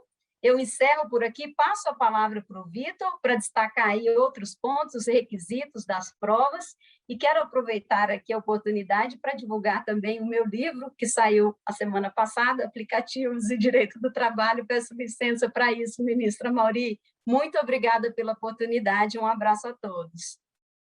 Boa tarde a todos e a todas. Boa tarde, ministra Mauri. Na pessoa de quem cumprimento todos os participantes aqui deste seminário. Eu gostaria de agradecer primeiramente a ministra Dora pelo convite e também agradecer ao meu amigo Platão por ter viabilizado todo esse evento para tratar desse tema tão novo e, ao mesmo tempo, instigante e ainda um pouco desconhecido de todos. Apesar de nós utilizarmos ou estarmos utilizando com bastante frequência provas digitais no processo, ainda, a meu ver, falta um pouquinho de compreensão sobre alguns aspectos técnicos que devem ser observados no analisar dessas provas. Primeiramente, antes de começar, ministro Amauri, eu gostaria de um auxílio de Vossa Excelência para meu primeiro slide, pode ser? Claro. Qual é o que eu posso fazer para te ajudar? Vamos lá. Como a Ana Paula mencionou, e o Flávio também, nós temos diversas fontes de provas digitais. E eu aqui, então, resolvi, pensando assim no que tenho visto ultimamente, colocar uma das provas que tem aparecido muito nos processos, e vocês já devem saber qual é. Print de WhatsApp. Pronto, ministro, eu coloquei um print aí de uma conversa minha com o senhor. Agora eu pergunto para o senhor, essa conversa existiu? Pode dizer, ministro. Existiu. Mas ela foi no WhatsApp? Não. Eu cheguei a encaminhar alguma mensagem para o senhor no WhatsApp? Não, nós conversamos via telefone. Pronto. Vejam, pessoal, que interessante. Essa fala do ministro mostra como, muitas vezes, as provas que vêm para o processo, elas não refletem exatamente o que aconteceu. Essa é uma conversa, como o ministro disse, não autêntica. E eu reconheço que não é autêntica, que eu fiz justamente para essa aula, por isso que eu pedi ajuda. Obrigado, ministro Amauri. Quando a parte junta ao processo uma conversa, um print de WhatsApp, e a outra diz, olha, essa conversa nunca existiu, a primeira pergunta que vem é, esse documento é autêntico? Para nós respondermos essa pergunta, e aí eu vou aproveitar muito a fala do professor Frederico, porque eu acho que as questões vão se interligar, nós temos que primeiro revisitar o conceito de documento. O que é documento? Toda vez que nós imaginamos documento, nós nos remetemos, eventualmente, a algo feito num papel, registrado num documento de papel. Mas hoje, essa conceituação que tem como a característica um substrato tangível, físico, ela não mais comporta-se dentro do direito. Por que razão? Se nós formos analisar hoje todas as fontes de prova digital que nós temos, nós veremos que limitar documento apenas a algo que está no papel será insuficiente para que nós consigamos julgar nossos processos ou analisar as provas produzidas. Eu gosto muito desse conceito trazido por Vanbier, Almeida e Talamini sobre o que é documento. E a definição deles diz o seguinte, que é todo objeto capaz de cristalizar um fato transeunte, tornando-o sob certo aspecto permanente. Então, para caracterizar o documento, basta que uma coisa inanimada traga em si caracteres suficientes para atestar o que ocorreu. E a segunda parte da conceituação diz o seguinte: documento tem a função de tornar fixo e estático o momento da vida humana, o fato que acontece e desaparece. Dessa conceituação, nós conseguimos extrair aqui 2 aspectos de todo documento. Um aspecto objetivo, que diz respeito à coisa em si, ou seja, ao suporte do registro do fato, e os caracteres, ou seja, os símbolos que foram utilizados para esse registro. Então, quando nós falamos do aspecto objetivo do documento, nós vamos ter ali o suporte e a codificação. E, por outro lado, o documento só tem uma finalidade, a não ser qual? Registrar fatos da vida humana. Nós começamos a documentar os fatos importantes relacionados à vida em sociedade por uma necessidade até de controle e organização social. Então, nós temos, no aspecto subjetivo do documento, sempre um ou mais sujeitos envolvidos. Ao longo da história, a humanidade documentou seus fatos por meio de vários suportes. Aqui vocês vão lembrar, com certeza, de todos esses que eu vou mostrar. Mas eu gosto de tomar como exemplo, porque a Ana Paula mesmo mencionou, o documento digital se assemelha muito aos outros, embora ele tenha características próprias. Então, desde as civilizações mais antigas, que começaram a registrar, ou no papiro egípcio, o Código de Hammurabi, que foi cunhado na rocha, pergaminhos, o próprio papel, até se chegar ao documento digital, nós temos diversos suportes diferentes para registros deste documento. E daí, no papiro é a fibra do caule da árvore de mesmo nome, Código de Hammurabi na rocha, o pergaminho eram peles de animais, o papel que nós conhecemos hoje derivado da celulose, e o digital, o suporte pode ser dispositivo eletrônico ou meio digital. E eu coloquei meio digital, entendam como algo intangível. Aquilo que nós sabemos que existe, mas não conseguimos tocar. Um e-mail, por exemplo, a não ser que a gente toque a tela do nosso computador, mas o e-mail em si, ele é algo intangível. E o documento digital? Qual é a origem, então, desse documento digital? E aí, analisando sobre o aspecto de que suporte ele foi registrado. O Flávio já falou, a Ana Paula também, eu vou só reiterar aqui. No meio digital, nós temos aqui uma infinidade, quase que algo infinito, de suportes que vão dar origem a algum documento digital. Desde dispositivos, e-mail, serviços de computação em nuvem, aplicativos de mensageria, aplicativos de transporte, serviços de streaming de vídeo, áudio, redes sociais, os próprios sistemas operacionais dos nossos aparelhos e páginas na web. Então, vocês vejam a gama de suportes de onde nós podemos extrair provas digitais, o que já foi dito aqui pelos colegas que me antecederam. O outro aspecto bastante importante que nós sempre nos ativemos é quem é o autor do documento.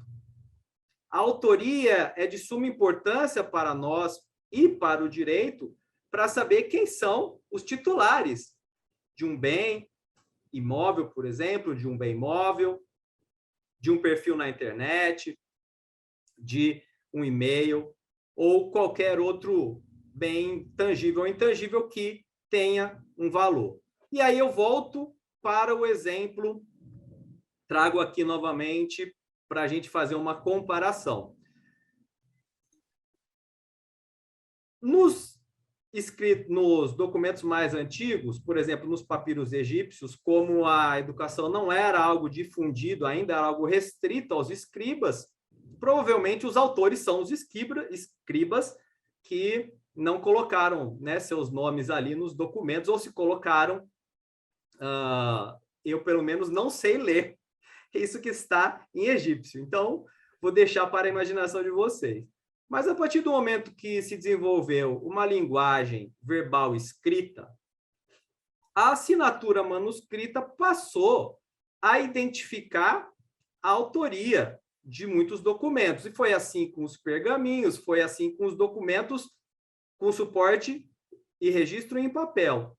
A partir do documento digital, a assinatura manuscrita foi substituída pelas assinaturas eletrônica ou pela assinatura digital. E a gente vai ver que as duas não são a mesma coisa, até juridicamente falando. Então, o autor, normalmente, do documento, no início era aquele que colocasse sua assinatura manuscritamente e, posteriormente, aquele que assinou eletrônica ou digitalmente. E aí, volto no exemplo dos suportes. Quem são os autores do documento digital?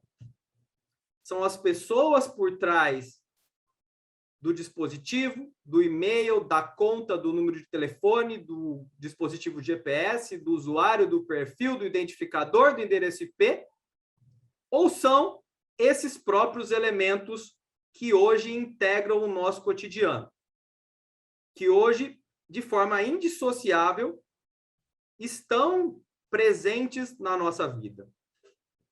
E a resposta, meus amigos, é muito simples. A Lei de Acesso à Informação, ela diz que a autenticidade é a qualidade da informação que tenha sido produzida, expedida, recebida ou modificada por determinado indivíduo, equipamento ou sistema. Vejam que, de certo modo, a Lei de Acesso à Informação conferiu qualidades de autenticidade para bens, para coisas inanimadas, que são os equipamentos ou sistemas, além do indivíduo. Então, vejam como o conceito de autenticidade foi ampliado na prova digital. E esse, meus amigos, é o primeiro dos requisitos que eu mostrei para vocês. É o da autenticidade. E ele tem o aspecto objetivo, então, o documento é autêntico se você conseguir comprovar que ele provém daquele suporte que você diz que ele provém, e ele é autoral se você conseguir identificar quem é o autor do fato que, por meio da prova digital, se pretende provar. Então, esse é o primeiro requisito da prova digital, a autenticidade. Agora, eu vou precisar do auxílio do meu amigo Platão. Platão, você está por aí? Estou aqui, meu caro. Pronto, meu amigo, eu vou pedir para você checar no seu WhatsApp, eu vou voltar para o WhatsApp. Sabe aquele grupo que você criou para a gente conversar sobre esse seminário? Sim, amigo. Pronto, eu vou fazer aqui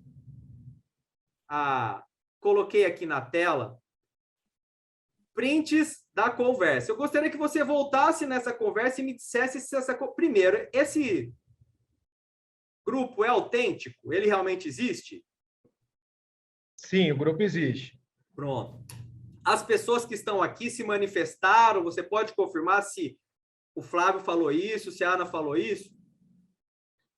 Bom, as pessoas realmente participam do grupo. Agora, sim, até onde eu me lembro, sim, parece que está tudo conferindo aqui com o grupo do WhatsApp. Pronto, agora me responde uma última pergunta. Essa conversa está completa? Pode ser que não. Ah, pode ser que não, mas veja aí que você vai ver que não está. Mas, obrigado, meu amigo. Veja, por que eu fiz esse tipo de pergunta? Platão está conferindo ali. Tá ou não, amigo? Tá faltando coisa, não tá? Sim, está faltando. Completa. Tá incompleta. Vejam, outro problema que nós... Flávio também confirmou que está incompleta. Quer confirmar também, Aninha, se está completa ou não? Vejam, outra situação que nós vamos, ou nós já nos deparamos em processos, conversas ou prints que excluem parte da conversa. E vocês podem ver que, depois eu vou mostrar a parte que eu excluí, que é uma parte, inclusive, que eu falei. Como a exclusão, muitas vezes, pode mudar o contexto daquela mensagem, daquelas mensagens que foram ali trocadas. E aí a primeira pergunta que vem é: o documento está completo? Quando a gente fala de um documento com suporte em papel, nós optamos por criar uma numeração, né, de rodapé, numa dessas duas formas, para indicar que nenhuma folha ali foi excluída do documento, etc. e tal. E aqui vocês veem que eu coloquei um print no momento em que eu estava deletando uma parte da conversa, que vocês vão ver que está marcado aqui, né, em azul. E eu deletei, na verdade, 25 linhas dessa conversa de WhatsApp. E ali, se vocês perceberam no primeiro slide, era como se a Ana Paula fosse finalizar esse seminário, esse painel do seminário, mas, na verdade, quem vai encerrar o painel serei eu, está sendo eu, na verdade. Então, vocês veem que como apagar determinadas mensagens que foram enviadas pode alterar o contexto de, por exemplo, existir ou não uma relação de emprego. Concorda? Então, a gente tem que tomar muito cuidado com esse tipo de prova. E aí vai ao encontro do que o professor Federico falou. Olha, a gente ainda não sabe exatamente quais são os limites da tecnologia e no que nós precisamos estar atentos. Então, essa é a ideia dessa parte final dos requisitos, trazer um pouquinho também de aspectos práticos para auxiliar a compreensão dos requisitos em si. A segunda pergunta que surge é: o documento está intacto? Ou seja, o documento sofreu algum tipo de adulteração? E aqui eu trago sempre o exemplo do documento em papel, aí vocês veem as adulterações que foram feitas aqui, por exemplo, e aqui apagar, deletar parte da conversa é uma forma de adulterar o documento digital. Ok? A terceira pergunta é: quando o documento foi produzido? Essa é uma pergunta extremamente relevante para o direito, porque, como nós sabemos, o tempo é algo importante para o direito, porque através do tempo um sujeito pode adquirir ou deixar de poder exercer determinado direito, por exemplo, se houver prescrição. Então, saber quando o fato que por meio daquela prova se quer comprovar efetivamente ocorreu. Então, nos documentos físicos, nós colocávamos a data, autenticávamos firma e etc. e tal. Hoje já nós conseguimos, por exemplo, por meio de uma assinatura digital, fazer a marcação temporal de um documento, mas, por exemplo, nesse print de tela, em que o Platão agendou uma reunião para nós conversarmos sobre esse seminário, tem a data aqui da reunião, mas vocês conseguem identificar que dia ou que horário essa mensagem foi enviada? O horário acabou cortando, mas que dia foi enviada? Sem ter acesso a um dos dispositivos que participaram dessa conversa? E se a reunião fosse, por exemplo, uma intimação para uma audiência, vamos supor que já houvesse validação, e essa mensagem tivesse sido enviada depois da data da audiência e a parte foi declarada revel, por exemplo, nós teríamos como, por meio do aplicativo, comprovar? Por meio do print, não. Por meio de acesso ao arquivo original da conversa, sim. Então, vejam como nós precisamos atentar para as peculiaridades de cada prova digital. E, por fim, a última pergunta é os códigos, né, registrados no documento prova ou fato. O que querem dizer códigos, né? A nossa linguagem é um código. Por meio dela, nós nos comunicamos. Mas não só a nossa linguagem verbal escrita é um código. Nós temos também uma linguagem não verbal muito forte. Por exemplo, placas de trânsito, emojis, são também formas, é uma linguagem, né, que nós utilizamos para nos comunicar.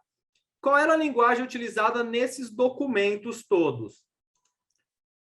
Linguagem humana, até que o documento se tornou digital. Porque a linguagem que nós vemos é uma linguagem transformada ou convertida para o que nós entendemos. Porque a linguagem do digital é uma linguagem de máquina. É uma máquina conversando com outra máquina por meio de códigos ou dígitos binários. Então, o que nós vemos é apenas a transformação dos dígitos binários no que a gente chama de linguagem natural. Aquilo que nós, como seres humanos, conhecemos e conseguimos identificar. E essas 4 perguntas nos levam ao segundo requisito da prova digital, que é a integridade. E esse segundo requisito, ele tem 4 elementos principais. Não que não hajam outros, mas eu reputo esses os principais. A completude, que é como eu disse para vocês, a prova digital deve contar toda a história, e não apenas uma perspectiva particular. Imutabilidade, a prova digital deve estar apta a demonstrar que não sofreu nenhum tipo de modificação, exclusão ou acréscimo, né, desde a sua identificação e coleta. Temporalidade, precisa haver uma marcação temporal na prova para a gente saber exatamente quando aquele fato aconteceu, ou pelo menos quando ele foi registrado, e ela tem que ser crível. Não adianta, o que nós estamos vendo aqui por meio desse aplicativo é a transformação de uma linguagem de dígitos binários, uma linguagem de máquina, para algo que nós conseguimos compreender. Por trás disso, nós temos vários uns e zeros. Se eu colocasse diversos uns e zeros aqui, eu ia ficar lendo 1, 1, 0, 0, 2, 1, 1, 0, 1, 0, 1. Não, aqui eu consigo perfeitamente identificar que o 0, 1, 1, 1, 0, 1 significa, por exemplo, a prova digital deve ser compreensível, crível às partes e julgadores. Então, não adianta você trazer para o processo algo que quem vai julgar não entenda. Nós vamos analisar de que forma para sabermos se aquele documento digital realmente corresponde à realidade. Trazendo aqui os 3 prints, o primeiro com o ministro Amaury, que realmente não aconteceu, não houve essa conversa por esse suporte, e os outros 2, em que houve a exclusão de parte da conversa, nós chegamos à seguinte pergunta ou indagação. Ok, como atestar, então, se um documento é autêntico? Em todos os seus aspectos, tanto quanto na origem, quanto na autoria. Como eu mencionei anteriormente, a autenticidade ela sempre esteve muito ligada à assinatura, né? Ou manuscrita, ou digital e eletrônica. Mas vejam como no decorrer da nossa história, as pessoas criaram outros mecanismos, como se fosse uma segunda camada de proteção, para conferir autenticidade aos documentos. E vejam que interessante, desde a Idade Média, vocês se lembram e viram isso em vários filmes, eram escritos documentos, depois era derretido a cera, e com um anel ou um carimbo, feita uma marcação. Depois o documento era enrolado e novamente se derretia a cera e se amarrava com uma corda, um barbante, e se colocava um novo lacre de cera. Isso para garantir que o destinatário que recebesse o documento tivesse a certeza que o documento era da origem ou da procedência que ele diz que é, e que ele não sofreu qualquer adulteração no caminho, vamos assim dizer, entre o emissor e o destinatário. Nós evoluímos, passamos a admitir como uma segunda camada de proteção à autenticidade, assinatura de testemunhas e ou reconhecimento de firma, e aí até agora com selo holográfico, que é aquele selinho dos cartórios, para dizerem que o reconhecimento de firma do tabelião é verdadeiro. Vejam, a gente já está com um elemento para garantir o outro elemento. E a assinatura eletrônica, ela muitas vezes pode ser garantida por um código de acesso que você recebe por SMS, quando você ativa, por exemplo, uma verificação em duas etapas, ou pela sua biometria, quando você cadastra ela no seu dispositivo. E a assinatura digital, ela é garantida pelo certificado digital. Isso, colegas, avançou mais um pouquinho na era mais moderna, para que a gente encontrasse até um terceiro nível, entre aspas, de autenticação. Por exemplo, numa escritura pública, que praticamente substitui esses dois modelos anteriores de testemunho e reconhecimento de firma, e um código de validação de um documento digital. Isso, por exemplo, nós encontramos no PJE, nós conseguimos validar os documentos, e eu vou mostrar para vocês como a gente pode verificar se um documento digital é ou não autêntico. E aí nós temos ali a validação dos documentos produzidos no PJE. Alguns documentos produzidos em outros serviços geram código de validação, que você pode acessar e depois verificar se aquele documento é realmente autêntico ou não. Os certificados digitais são vários aqui, nós temos o A1, A3 em forma de token ou de cartão, e temos também agora o certificado em nuvem. E o professor Federico mencionou a função hash, que é transformar qualquer tipo de banco de dados ou documento, codificá-lo e transformá-lo num algoritmo, numa função hash aqui, que tem via única, você não consegue do hash voltar para o documento, mas você consegue, ao repetir a operação, se o documento for exatamente o mesmo, e você utilizar a mesma função hash, vai gerar o mesmo código hash. Se você fizer qualquer tipo de alteração no documento, seja um espaço, seja uma vírgula, ou o que quer que seja, a função hash, quando aplicada, vai gerar um resultado diferente. Então, nós temos como, muitas vezes, garantir, comparando o documento que foi extraído lá no início com o que chegou ao final, se é exatamente o mesmo, e isso se faz muito em perícias de dispositivos. Eles espelham, por exemplo, um HD, criam uma ou várias funções hash para aquele conteúdo que está ali, e aí depois fazem a perícia, mantendo sempre o original para fins de comparação. E, a partir daí, nós chegamos, então, ao terceiro e último requisito das provas digitais, que é a cadeia de custódia. E a cadeia de custódia tem que ser auditável, transparente, confiável e pública. Auditável no sentido de que todos os passos desse processo de coleta, identificação e coleta da prova e preservação vão estar documentados. Ela tem que ser transparente porque o processo tem que ser passível de repetição ou reprodução.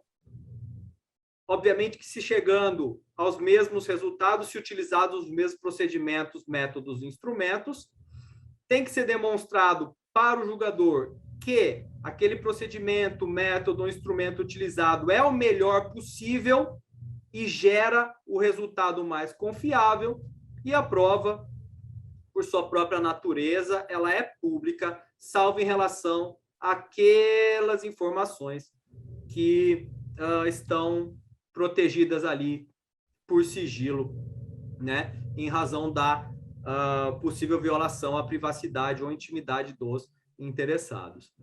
Voltando àquele exemplo dos documentos históricos, nós podemos, colocando aqui todos os elementos, ver que a prova digital possui muito mais de verificação do que qualquer outro documento já existente.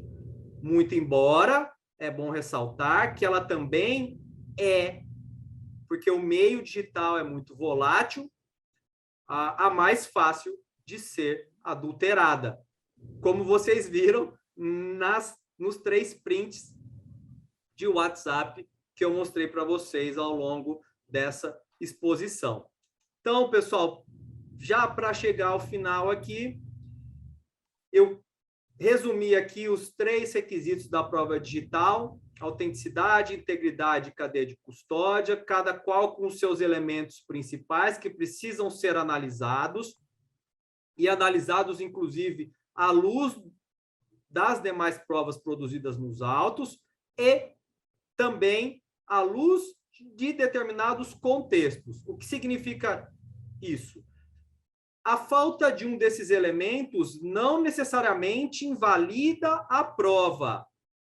O que pode acontecer é ela se tornar não um aspecto principal para formar o convencimento do julgador, mas você pode levá-la, sim, em consideração e valorá-la juntamente com, né, as demais provas produzidas. O que muitas vezes vai se tornar inviável é se a prova digital não contiver esses requisitos e ela for o único meio de prova do processo. A depender da situação, nós podemos estar cometendo uma injustiça para um ou para o outro lado.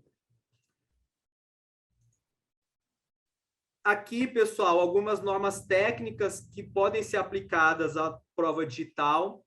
A primeira é uma da ABNT, que é essa norma NBR ISO 27037. E eu cito 2 que eu acho bastante interessantes porque revelam como a literatura estrangeira está mais avançada do que nós. Essa RFC 3227 é bastante antiga e ela trata exatamente desses requisitos que eu mencionei, que a Ana Paula mencionou também, de admissibilidade, autenticidade, completude, confiabilidade e credibilidade. E, recentemente, essa versão 2.1 desse guia de provas eletrônicas do Conselho da Europa, né, e da União Europeia, né, na sua área de crimes cibernéticos, estabeleceu, e é muito interessante, eu esqueci de colocar, pessoal, peço desculpas, o link de acesso, mas é muito fácil de encontrar nesse site aqui do COI e tal. Se está em inglês, eu fiz uma tradução aqui, então me perdoem se me equivoquei em alguma informação. Ele traz ali, vejam, integridade dos dados, cadeia de custódia, suporte especializado, ou seja, uma pessoa especializada para fazer a identificação, coleta e preservação, treinamento apropriado e legalidade, que é o que a Ana trouxe, vedação à prova ilícita. Essa é a premissa maior. Se qualquer prova for obtida, por exemplo, por invasão de dispositivo, essa prova tem que ser automaticamente excluída do processo, até para evitar aquela dissociação cognitiva que nós temos quando nós temos acesso à prova e depois temos que excluí-la, mas você já viu a prova, quer dizer, você já fez juízo de valor sobre aquele documento, ainda que ele seja inutilizado ou invalidado posteriormente.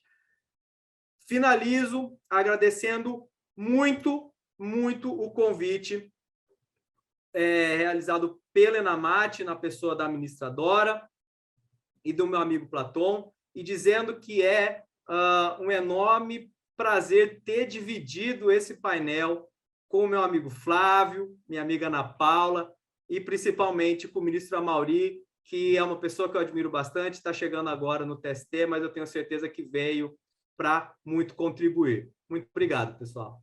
Eu é que agradeço as brilhantes palestras proferidas pelos meus queridos amigos, juiz Flávio, juíza Ana Paula, juiz Vitor.